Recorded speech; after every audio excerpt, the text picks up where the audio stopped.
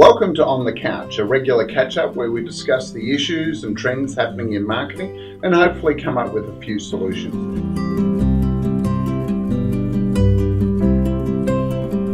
Today I'm joined by Tom Skididis, who is a B2B marketer and a social selling expert. Welcome, Tom. Thanks, Darren.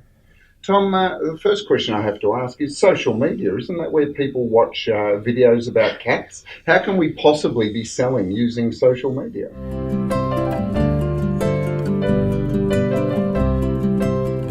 Look, we sell to our prospects and customers, and they're on social media. We can find them.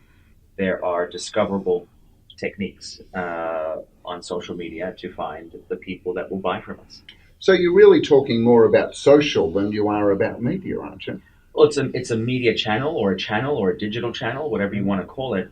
The fact is, if we're selling a product or service, especially in the business to business area, social networks like LinkedIn and Twitter and other networks allow us to discover CEOs and heads of marketing and heads of IT and engage them and then build a relationship which leads to sales and revenue. So specifically, give us some insight into how that would work, say, within a B2B organisation.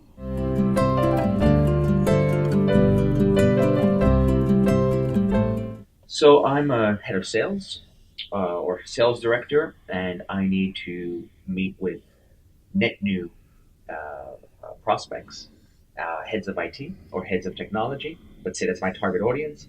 I could go on LinkedIn and run a search using the LinkedIn Advanced Search function.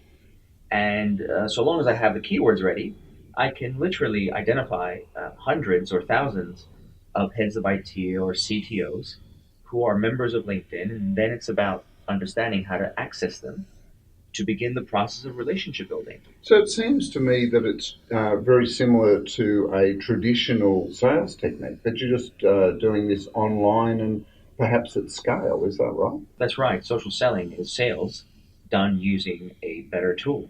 And the tool is a digital tool or a social tool like Twitter or LinkedIn. It really is sales 101 done well, done better using digital technology. So, Tom, would you say this is more a B2B strategy, or could B2C also adopt this type of approach?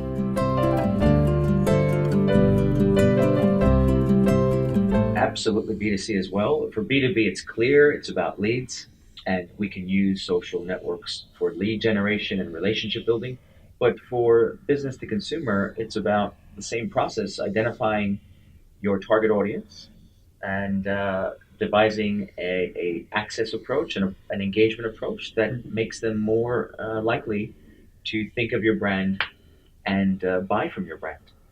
It'd probably work better, do you think, if you have a very targeted or focused audience rather than a mass audience?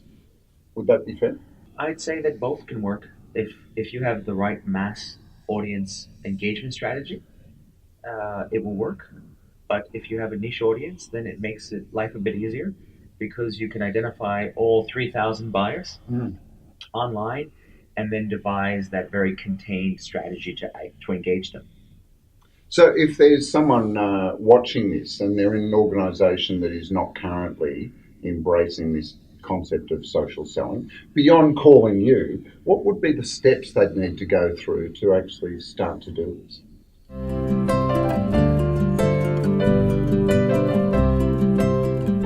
They need to assign at least one or two people on their team to explore social networks. If they're on the business to business side, which is where I specialize in, you need to invest money and time in people studying these channels, these platforms, understanding prospect identification, prospect engagement, design metrics that you can use to prove the commercial value. If you don't invest in that R&D, then you'll never invest in it.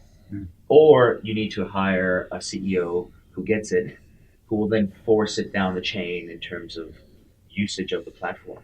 Because there's probably salespeople out there that are already using social networks or social media as a way of building their own lists anyway. This is really just, again, scaling that within the organisation, isn't it? There are always salespeople that in every sales team, one or two that people can point to and say, oh, he uses it all the time, or she's amazing on Twitter.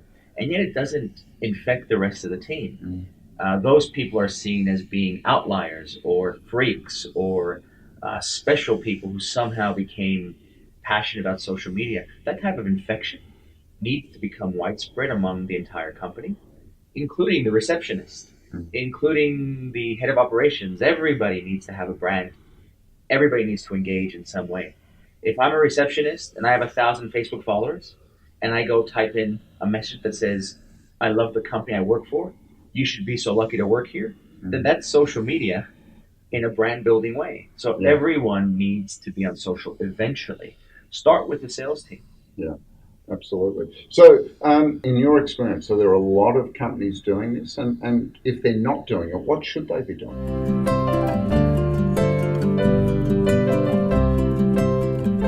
In the business-to-business arena, most companies are, but they're usually doing it on the company brand side. Right. They set up a LinkedIn company page or Twitter company page, and all of their content is distributed through the company pages.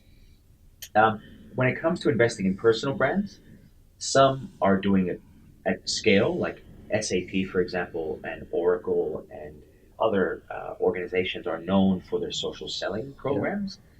But the majority still are not investing enough in building these extraordinary personal brands and making it a normal thing. Using LinkedIn and Twitter, Google Plus should be normal. Yeah. They haven't made it normal. It's still seen as an outlying thing to do. It's not at scale, but it should be, because social media scales you. As a matter of fact, it allows you to scale your brand, both yours and your company. So if you scale it across your organisation and then scale externally, you're going to get growth. 100% certainty, yes. That's a compelling proposition, Tom. Thanks for joining us on the couch. Thank you, Darren. And thank you for joining us on the couch. Make sure you subscribe to our YouTube channel and stay tuned for more On the Couch coming soon. Thank you.